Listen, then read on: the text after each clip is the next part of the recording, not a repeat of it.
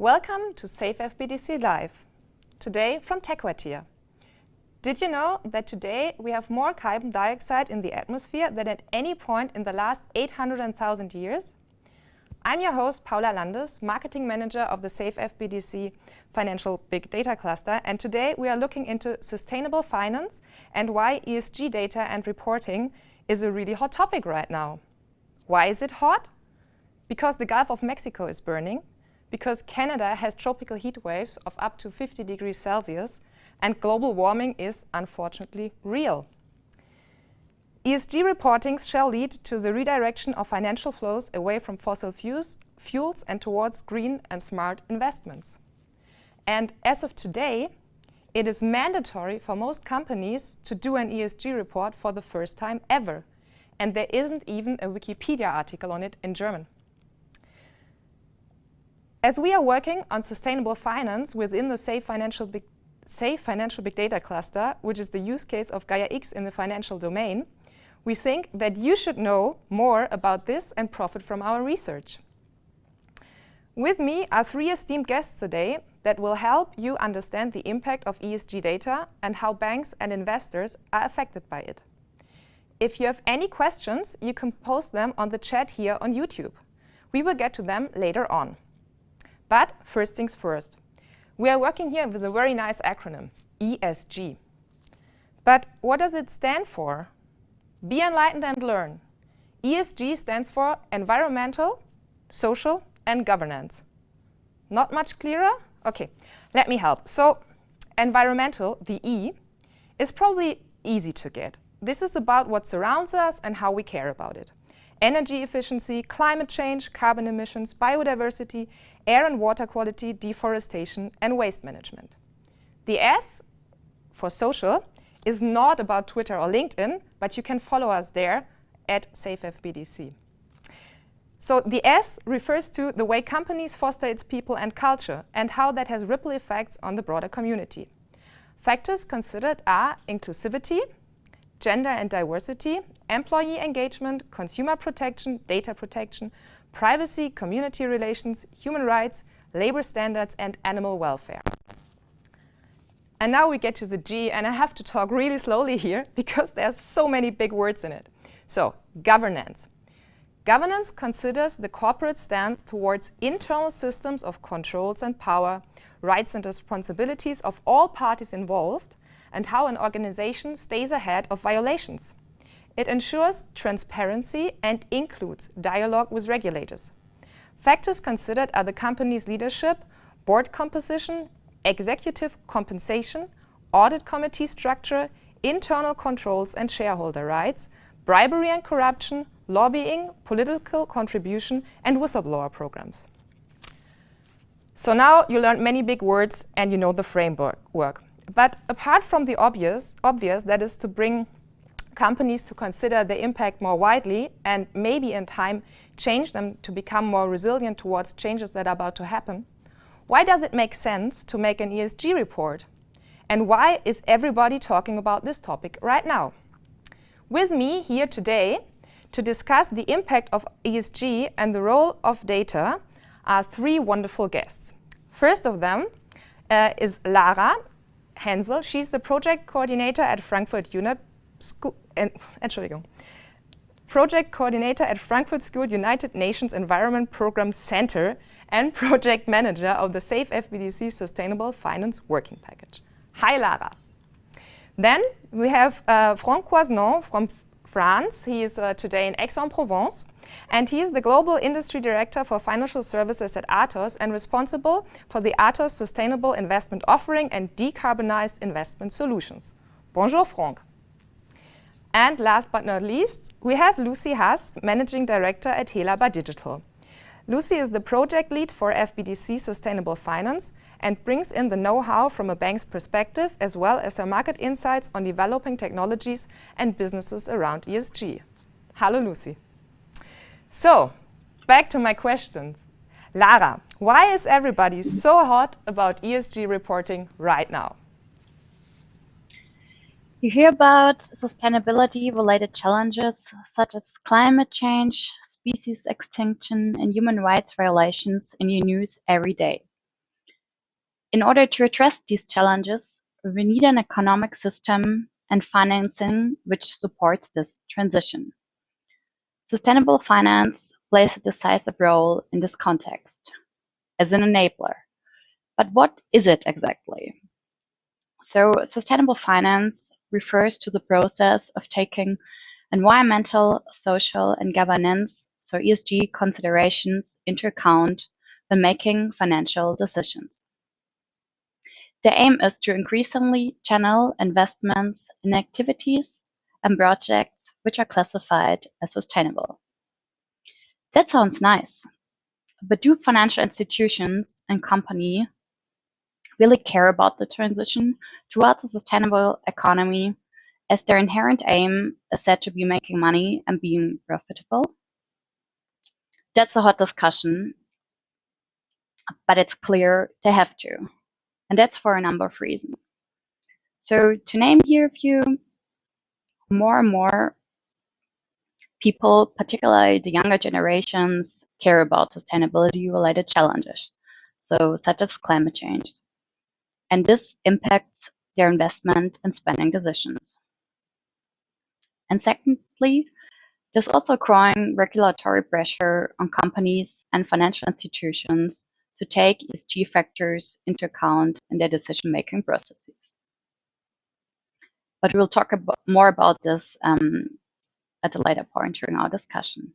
And it's also critical from a risk management perspective. So in a nutshell, sustainable finance plays a key role in the transition towards a climate resilient and sustainable economy. So redirecting investments towards sustainable projects and activities is the mantra, right? But how do we and investors even know which companies and activities are really sustainable? Lara, could you enlighten us here? That's a good question. Because having sufficient and reliable info about the ESG performance of companies and, in general, investment objects is one of the key challenges related to sustainable finance. And if we want more investments in sustainable projects and activities, we have to understand how sustainable our investment options really are and how these different ratings are done.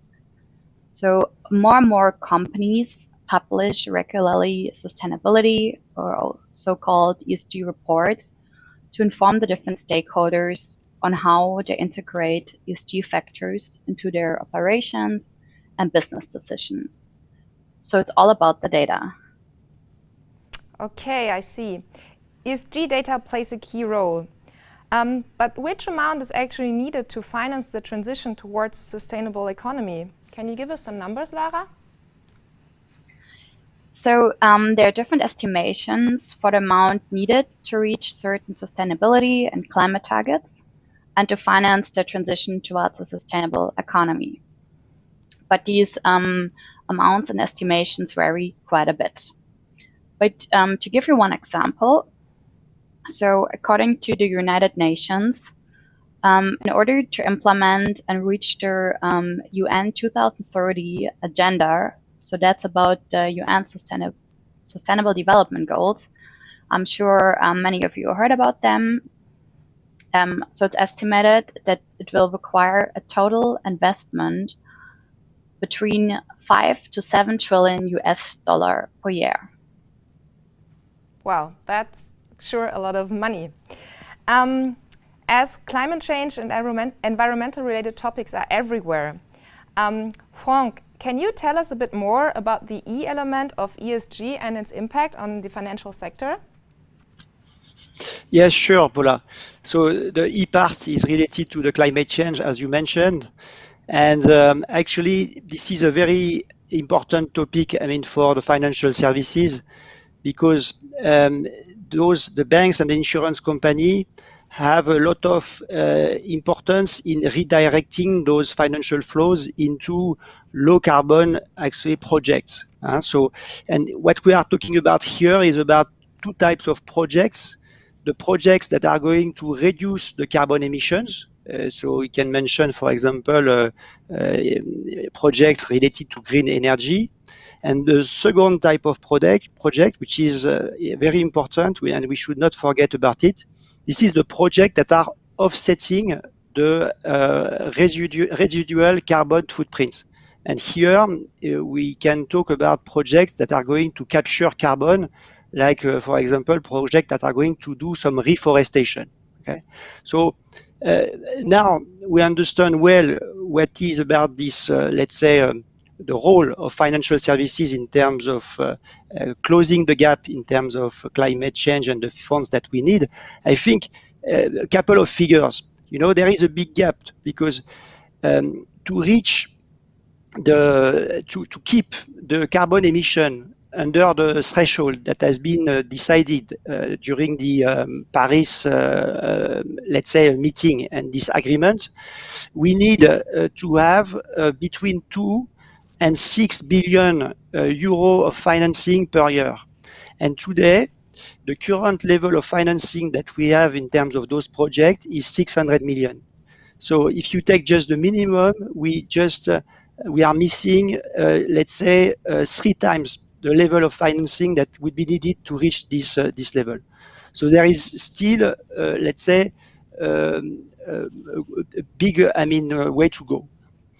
And just to finish on that, I mean, of course, the compliance will play, the regulation will play an important role, because there will be more and more pressure on listed companies, on, let's say, companies in general, but also on financial services to report more information regarding the carbon impact of their projects. But we should not forget that this is also a business opportunity for them, because there will be more and more, let's say, projects in this area. So it's an opportunity for banks to position in terms of financing and bring some differentiation compared to their competitors. Okay, yeah, the business opportunity is always good. But let's stop here with the E and look into the S and to the G. Lara, how do social and governance factor into the financial domain? Like, how do gender diversity and bribery ratings show impact? So the concept ESG covers 3 aspects, as Paula has already explained. But in the recent years, we have mainly spoken about the aspect climate change as part of the environmental, the E pillar. And that was mainly a result of the topic's urgency, but also its data availability. So it seemed easier to calculate the environmental performance of a company compared to evaluate its diversity patterns and potential human rights violation along the value chain. However, this development has changed recently. So the S and G pillars are becoming more and more important.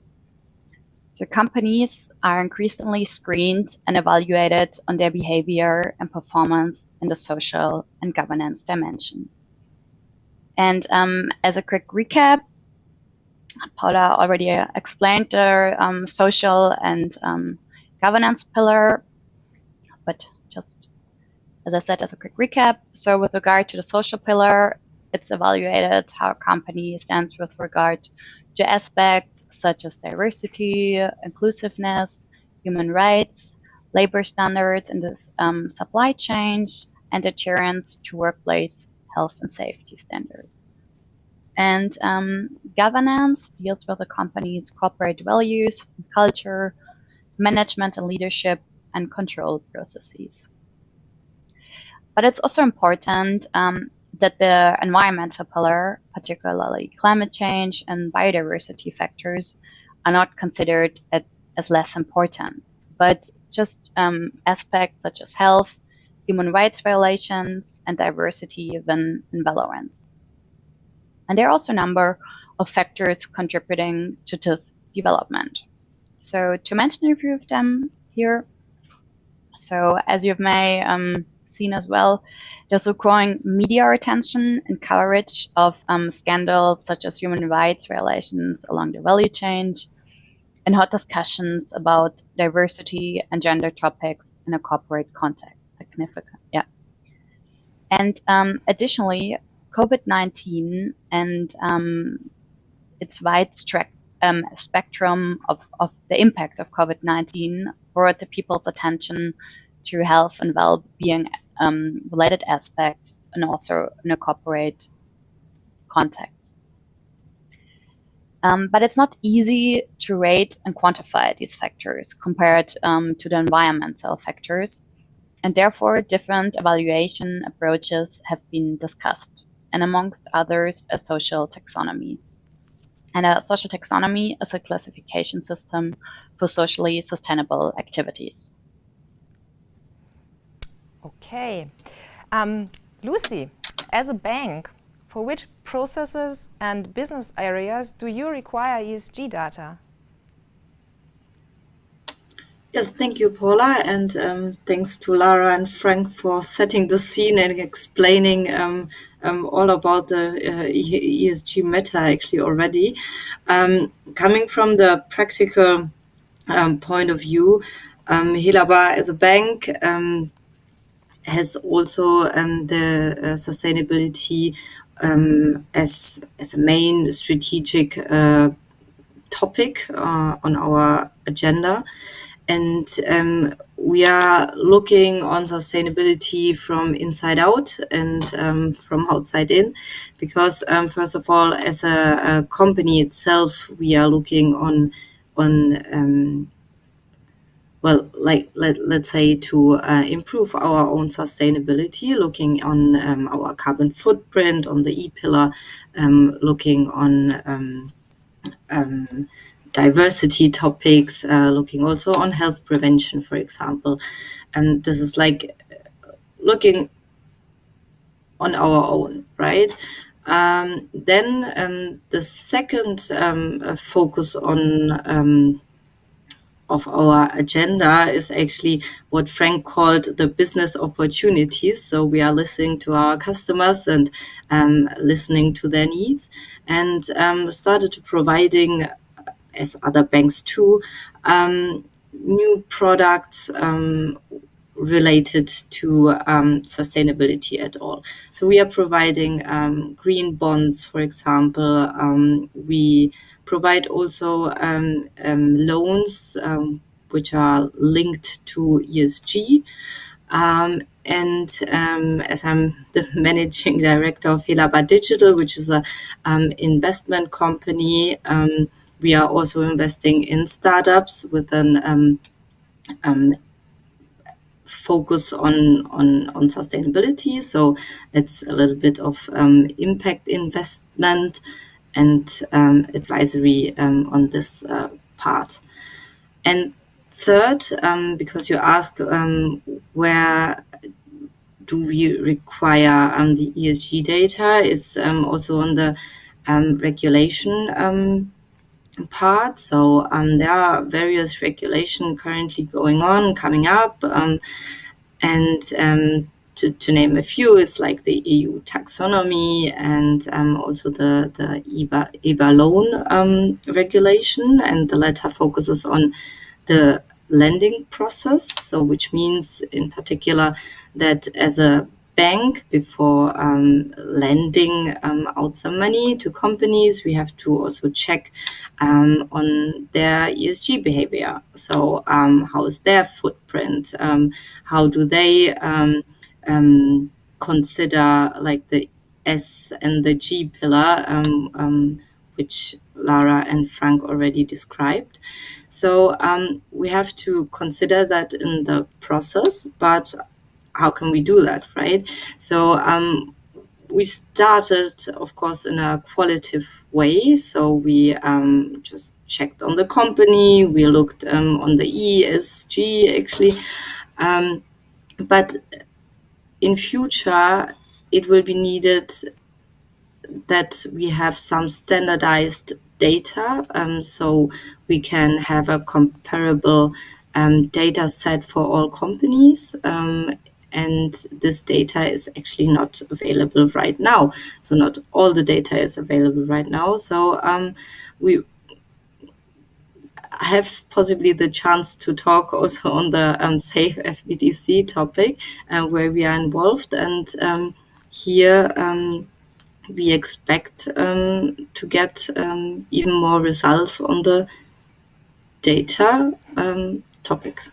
Okay, we will talk later about that. For now, as Lucy mentioned, regulations. Frank, are there any more regulations that we need to be aware of? Yes, of course. There Tell are me plenty about of them. Yeah, what are they? And one of them is the Sustainability Financial Disclosure Regulation. It's a very important regulation that is that has been enacted at the beginning of the year. And it's for the financial services company, banks, insurer, wealth manager. This is very broad in terms of scope. And the idea is to ask, those companies to report more information regarding sustainability on all the financial assets that they have in their portfolio. So for the moment, the scope is still something like a bit reduced in terms of data to provide and in terms of companies in the scope, but this will gradually, let's say, improve and have a very important impact on the market as a whole, if you are a bank and insurance, or if you are another type of financial institution.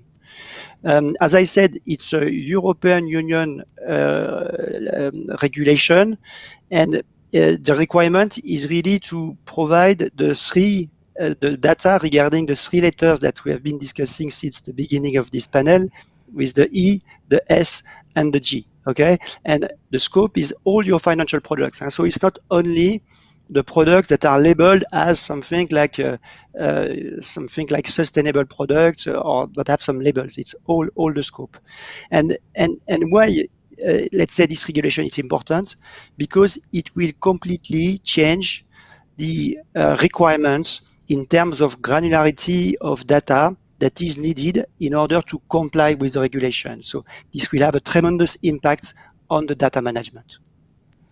I see. So this is going to be tricky and there will be challenges. Lara, what are the main ESG data related challenges for financial market participants from your point of view? So sufficient ESG data is a key driver for sustainable finance, as we learned. But as you've said, Paula and Lucy, there are a number of challenges related to ESG data. Lucy already mentioned a few of them. A few examples are the availability and accessibility, the data, the lack of the transparency and standardization, and also the poor level of quality and reliability. So just to mention a few.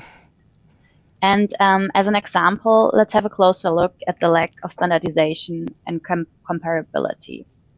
Frank also just referred to this issue. So there are a number of different ESG rating agencies.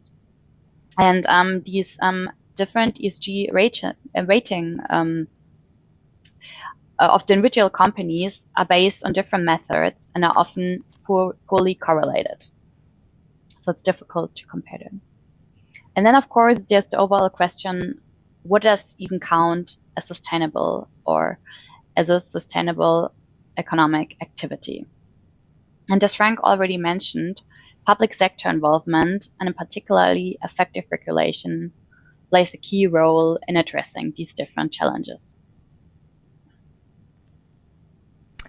Okay, looking into the banks again.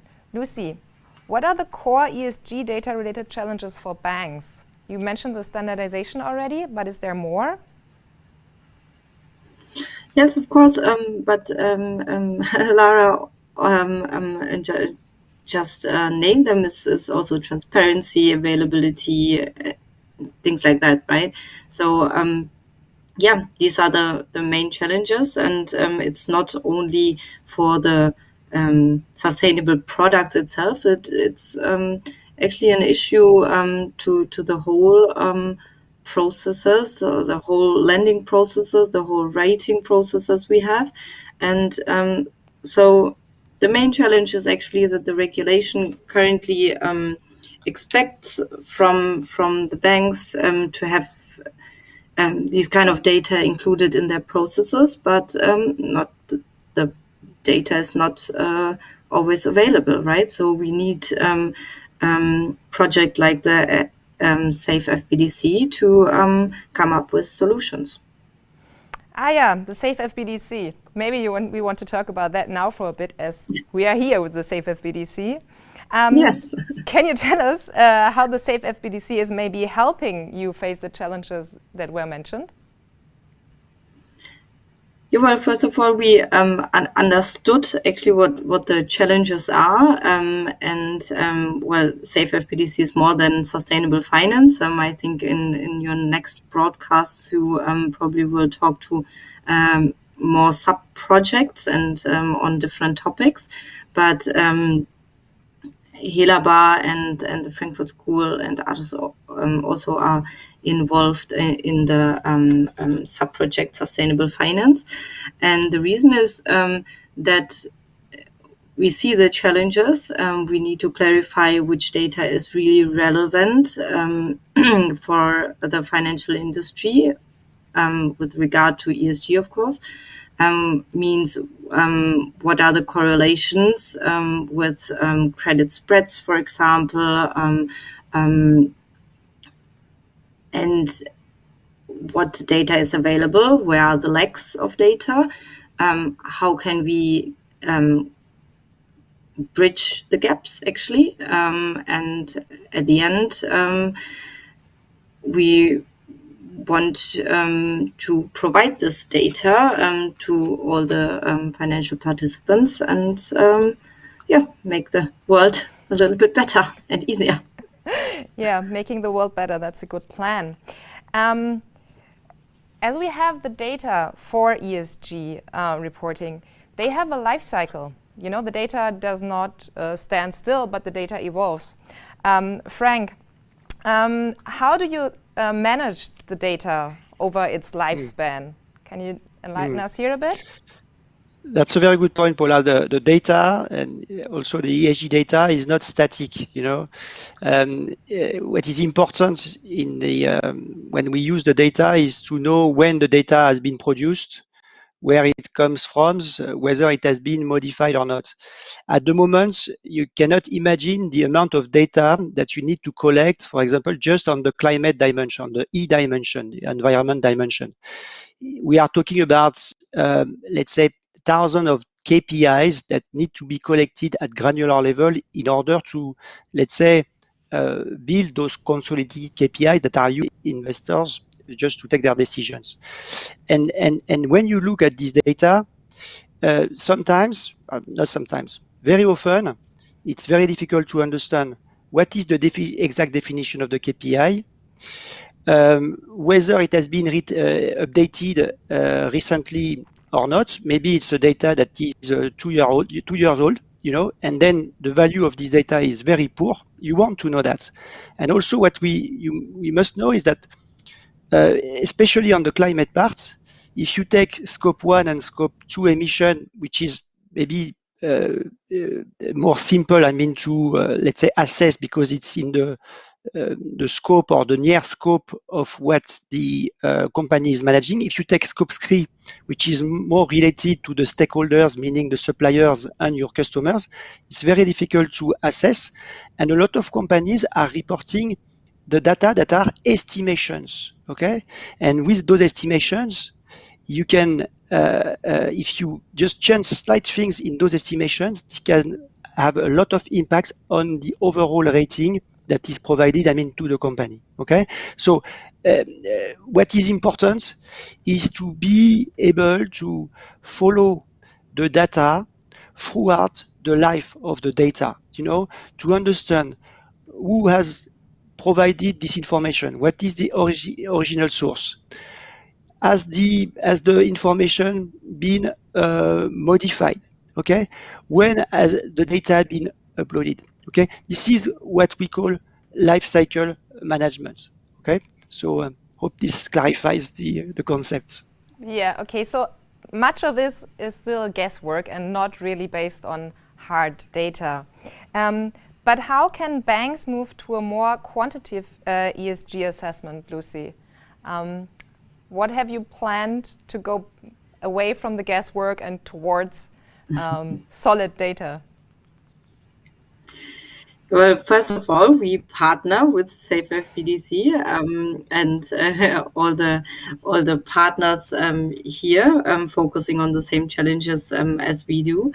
On the other hand, of course, we cooperate with, as Lara mentioned, the rating companies, for example, data providers, etc. So we of course made our homework already, but yeah, there's a long way to go, and for that we need new technologies, new partners, and we are very much aware of that we cannot or should not, of course, clarify this subject on our own, but it's makes just more sense to do it together with partners on a higher level, actually. And this is what we do. Working together as a team, yeah. Frank, one more technical thing. We mentioned the safeFBDC already as a platform, but can you tell us how a platform can really solve the challenges for a bank? What can happen on such a platform? Yeah, actually, in Atos, we have decided, to focus on two dimensions that are important in this space. The first one is the quality of insights, and the second part is the quality of data. So for the insights, we have developed a solution for wealth managers and insurance companies, and we've done that in collaboration with a startup called TechQuartier. The company that is now part of our accelerator called Scaler. And this platform, which is called Carbonized Brain, is actually helping our customers to sell more of the sustainable and decarbonized investments. So that's and how we do that?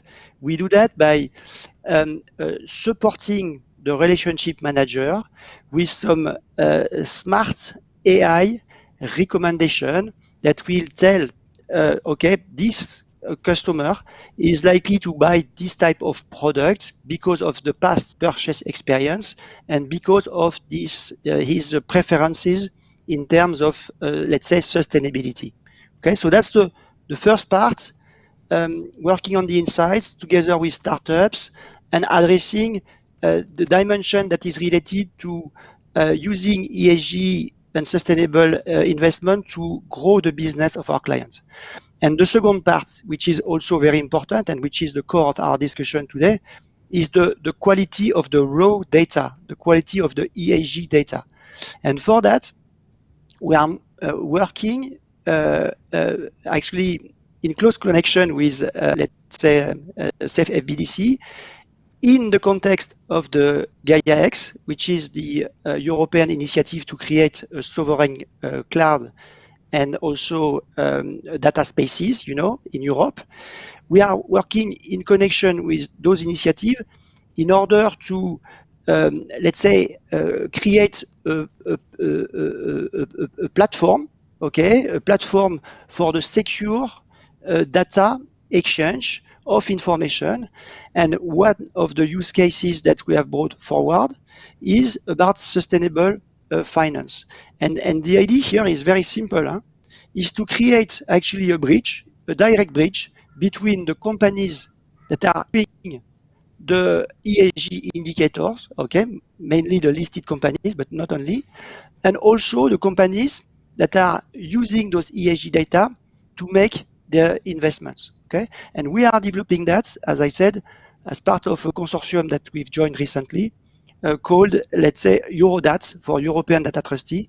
And this initiative is also, as I said, closely linked to the safeFBDC initiative. Yeah, I may have heard the word Eurodat before, and we may talk about Eurodat again here at some other time. So this is a very interesting project to bring everything together that has been researched so far. So that was all super interesting, and now I have one question for all of you, and it's as in your personal opinion, what is the impact of ESG data for sustainable finance? Let's start with Lucy.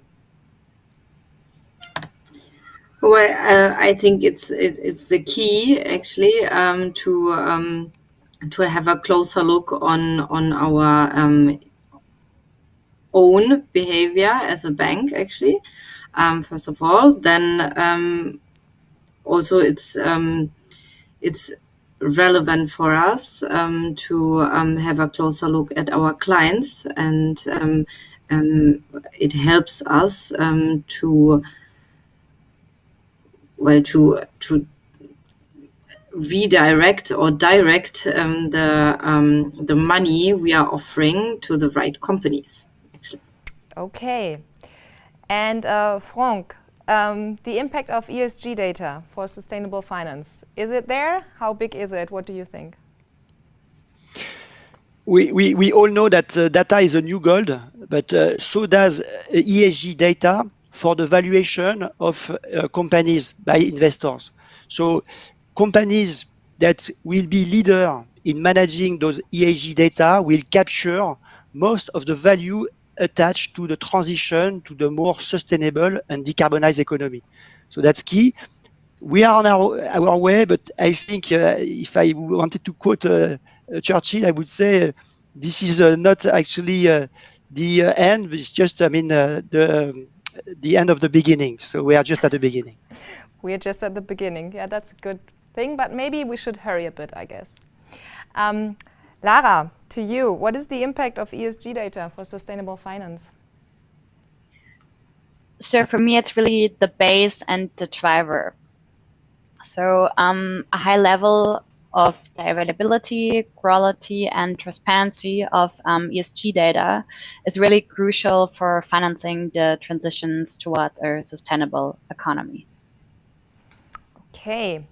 And looking forward, getting to the sustainable economy, Lara, can you tell us what are the next steps within the safeFBDC regarding sustainable finance? Yes, of course. So it's really exciting. So we're currently in the process of specifying the case studies in our work package. And we have set up a targeted stakeholder dialogue with banks to really understand where and how we can create the biggest impact with our project. And in line with our discussion today, we will focus on all 3 ESG pillars in our case studies. So it's really important for us to cover all aspects of sustainability. And then after further specifying the case studies, the next step is then the selection of the respective AI and machine learning method and the respective data configuration. Yeah, we're very excited to continue our work with our amazing partners, and by this to contribute to the transition towards a sustainable economy. Thank you, Lara. Transition towards a sustainable economy. I guess many of us want that. Now we open the floor to questions, and I can already see here on my side screen that there are questions from the audience. Let's look at them. How does one tackle the standardization? Do we expect the regulators to provide, or should it instead be Gaia X driving this? Who wants to answer? Maybe I can start to answer. Yes. So Gaia X will provide standards, but not standards regarding ESG data. They will provide policies and standards regarding, cloud services and federated services regarding data management. Okay. So my answer would be that, the standards will come mainly from the regulator and from the EU EU policies like the EU taxonomy or the sustainability financial disclosure regulation.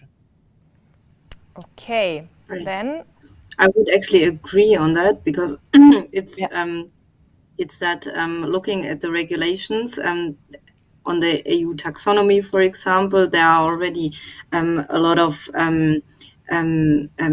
metrics mentioned, how you can classify something as sustainable, taxonomy conform, etc.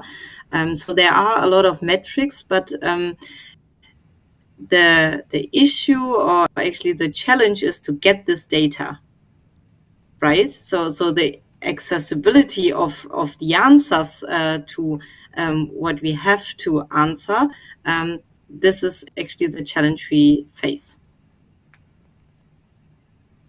Okay. We have one more question from the audience.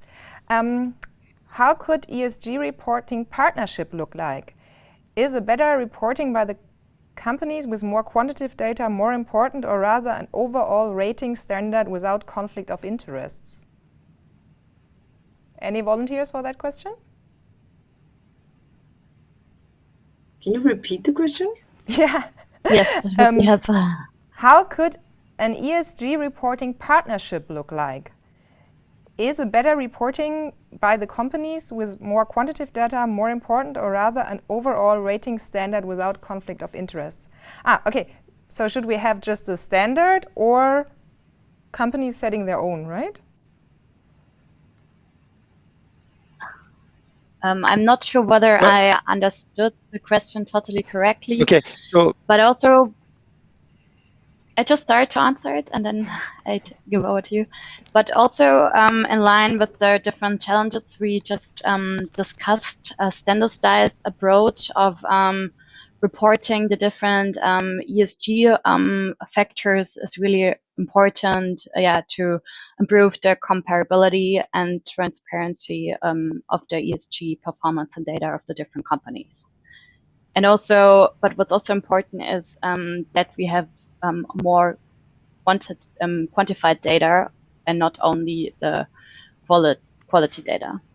Yeah, and then we get away from the guesswork. I learned that today. Exactly. And I think maybe, if I may, Paula, to try to understand, answer the question. I think, we will keep, let's say, several type of, let's say, methodology and standards. Some methodology coming from rating agencies, standards coming, from the regulation. And what is important, I think, is to be able to use all those data sources in order to create a single view of the truth. And that is today maybe what is missing, because we have a lot of data. So we could think that, okay, with this data, we can have, let's say, the right level of insights. But this is not true. Why? Because the data is not comparable. The data actually is not at the same granularity level. So it's very difficult, to analyze it. So with the approach that we see on the market regarding platforms, we are trying to recreate this, let's say, the view that will be useful for the investors. But it's not easy. It's a journey. Yeah, we have one more question, a follow-up question here. It says, can I trust ESG ratings in regards to sustainable finance today, or is it still too early in the process to be truly reliable? So, well, it depends who you are, actually, right? So, it depends what you want to use it for, I would say. There are already good ESG ratings, considering a lot of data, actually. We are also invested in a company providing ESG ratings. So I know it a little bit from inside, but it really depends, and you understand and ask what the rating is, what data the rating is actually considering, right? And you have to look what you are using it for. But there's still a long way to go. Okay, one of the goals for the future is to get really, really reliable ESG data, right? Yes, for Right. sure. Yes. If I wanted to add maybe something, Paula, I think the rating is as good as the level of transparency that you have on the data that has been used and the methodology that has been used, and that's the main problem, because we are talking here about intellectual property. It's how those companies are making money, and obviously they don't want to share that with everybody. That's the main problem. So it's not really the quality of the data, it's the transparency. Yes, Okay. I agree. But with our wonderful research projects, we are working on that too, right? Right. Yes. Okay, there are no more questions from the audience. Thank you very, very much, my dear guests, to be here with me today. Thank you, Lara. Thank you, Lucy. Thank you, Franck. It was very nice to have you. This was the first safeFBDC Live. It will not be the last. I'm getting weird information here, but I'll just skip that. It will not be the last. We will see you again in September. Maybe, this is so exciting, for a hybrid event, not only virtual, but maybe we will be together in person. Maybe we go to Aix-en-Provence, maybe we come to Frankfurt, maybe we go somewhere else, we don't know. There is hope, yeah? And maybe we will talk then about the role of big data and social media for central bank policies. That sounds super exciting, I think. If you want to be there, if you want to hear about that, follow us on Twitter, follow us on LinkedIn, subscribe to our newsletter, and be part of the safeFBDC and all the things that are coming here. Thanks again to my guests. If you were here in person, I would give you flowers and drinks and sweets, but I don't have them.